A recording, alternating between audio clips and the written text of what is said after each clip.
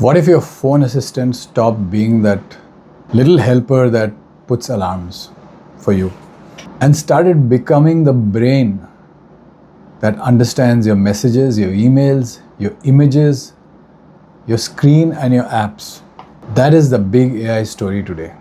Apple has finally revealed its big AI Siri reset.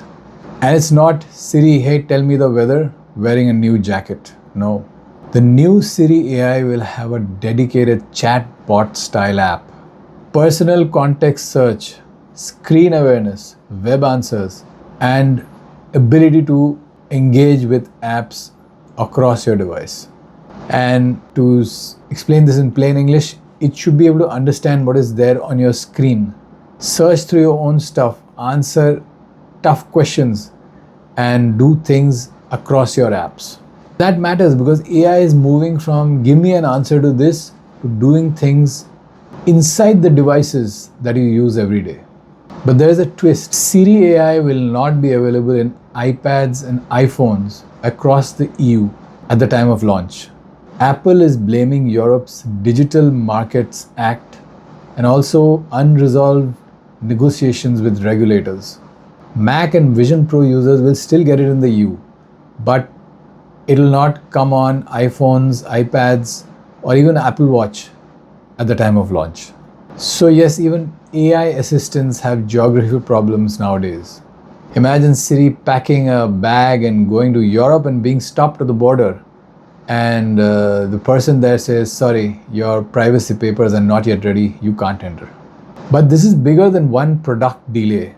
It shows that the next AI battle is not only about who has the smartest AI model. It is about who actually controls the operating system, the app store, the user data, and the rules. Here's where things get interesting. Google Gemini is also moving into Apple developer tools. Apple developers will reportedly be able to call cloud-hosted Gemini models through Apple's Foundation Models framework, starting with a preview after WWDC, which in simple terms means that even inside Apple's world, Google may help developers create and design new apps.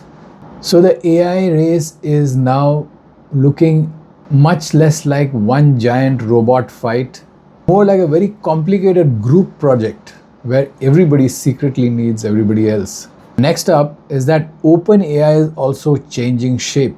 OpenAI is planning to change ChatGPT into more of a super app, not just a text box, but one place for tools, image generation, agents, coding, and third-party apps. That means ChatGPT is going to become less of a chatbot and more like a command center. So people will stop asking, can you answer this from ChatGPT? And instead will start saying, can you do this for me? At the same time, OpenAI is saying that it is entering a third phase, focused on making advanced AI more abundant, affordable, and widely available. But the sharper point is this: AI-assisted AI research may become the future driver of how fast AI improves over the next few years. Explained in simple terms, it means that AI is going to increasingly help researchers and scientists to build better AI. OpenAI has supposedly submitted paperwork for an IPO. Anthropic has also supposedly submitted confidential paperwork for going public. An IPO is the process where a private company starts selling its shares in the public market. Why does this matter? Because AI is no longer a technology race. It is becoming a massive business race. These companies need huge amounts of money for chips, talent, data centers, and research. Going public could help them get that money, but it also means more pressure from investors. And when investors enter the room, the question changes from can this change the world to can this change the world and bring in profits every quarter? There was also a major copyright battle where CNN sued Perplexity. More than 17,000 copyrighted images, stories, and videos. This is actually part of a much larger AI question. When AI systems answer questions using information from the internet, who gets the credit, who gets the traffic, and who gets paid? For people like you and me, regular people, it's simple. I asked a question, AI answered. For publishers, it's much messier. Did AI just use our work without permission? And this fight is going to become really important because AI search tools are rapidly becoming the front door to getting answers and information. And finally, AI is moving deeper into serious industries. Morgan Stanley has opened its platforms to AI agents through MCP, Model Context Protocol. MCP or Model Context Protocol lets AI talk to other platforms, other apps, other software. It's a way of talking between AI and other technology. With Morgan Stanley allowing AI agents, it means that financial tools might let in approved AI agents to connect and act inside the systems more directly.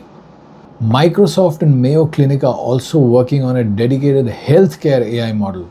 That is really important because a healthcare AI model cannot act like any other AI model with using guesswork or trying to predict. It'll have to be correct, it'll have to be absolutely safe, and it cannot mess up. Europe also unveiled a tech sovereignty plan to reduce their reliance on American cloud providers. In simple terms, it means that Europe wants more control over the technology pipes that drives its digital life.